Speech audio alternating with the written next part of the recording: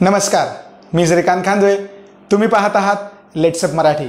आपण दररोज सायंकाळी लाईव्हच्या माध्यमातून भेटत असतो आणि दिवसभरातील महत्त्वाच्या घडामोडींचा आढावा घेत असतो. चला तर वळूयात महत्त्वाच्या घडामोडींकडे. सगळ्यात पहिली आणि महत्त्वाची घडामोड आहे ती म्हणजे मानाच्या पालखी सोहळ्यासंदर्भात. आषाढी एकादशीचा जो काही मुख्य सोहळा आहे तो उद्या रंगणार आहे आणि या पार्श्वभूमीवर हा सोहळा यंदा प्रातिनिधिक स्वरूपात जरी रंगत असला तरी वारकऱ्यांच्या मध्ये तोच उत्साह आणि जल्लोष यावर्षी देखील पाहायला मिळत आहे. अगदी हरिनामाचा जयघोष करत आज मानाच्या पालख्या पंढरपूरकडे रवाना झाल्या. नुकत्याच काही वेळापूर्वी त्या पंढरपूरमध्ये दाखल झाल्याची देखील माहिती मिळत आहे. दरम्यान शासकीय महापूजा करण्यासाठी मुख्यमंत्री उद्धव ठाकरे सहकुटुंब मुंबई येथून पंढरपूरकडे रवाना देखील झाले आहेत. दुसरी महत्त्वाची बातमी आहे ती म्हणजे पावसाबद्दल. राज्यामध्ये पुढील काही दिवस तीव्र ते अतितीव्र स्वरूपाचा पाऊस असण्याची शक्यता हवामान विभागाने वर्तवली आहे.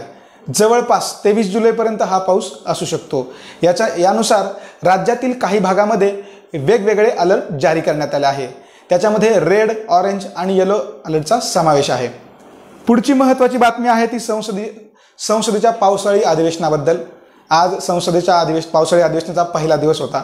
हा दिवस खूप मोठ्या गोंधळाने गाजल्याचं पाहायला मिळालं. या दिवशी विरोधकांनी घातलेल्या गोंधळामुळे जवळपास 3 वेळा कामकाज तहकूब करावं लागलं. आज विरोधकांनी महागाई, त्यानंतर पेट्रोल, डिझेल दरवाढ आणि शेतकरी आंदोलनावरून चांगलाच गदारोळ घातला होता आणि या गदारोळामुळे आज पंतप्रधानांना नव्या मंत्र्यांचा परिचय देखील करून देता आला नाही.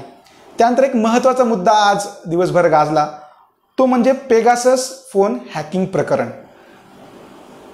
पण नक्की हे प्रकरण आहे तरी काय, थोडक्यात त्याच्याविषयी जाणून घेऊयात.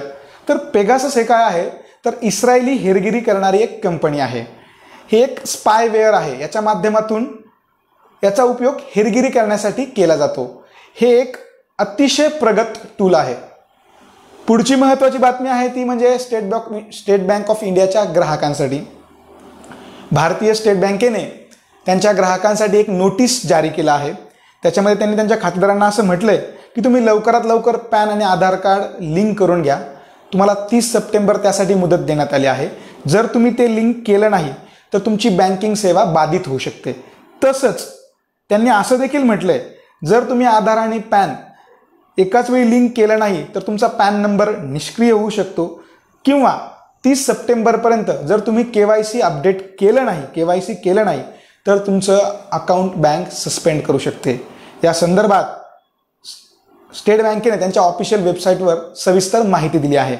पुढची महत्त्वाची बातमी आहे ती म्हणजे ऑलिम्पिक संदर्भात. हो, ऑलिम्पिकवर कोरोनाचं सावट गडद होत असल्याचं दिसत आहे. गेल्या वर्षी कोरोनाच्या पार्श्वभूमीवर ऑलिम्पिक रद्द करण्यात आला होता. मात्र यावर्षी देखील तशीच परिस्थिती पाहायला मिळत आहे. दररोज नवीन रुग्ण सापडत असल्याने आयोजकांवर एक मोठं संकट आलं आहे.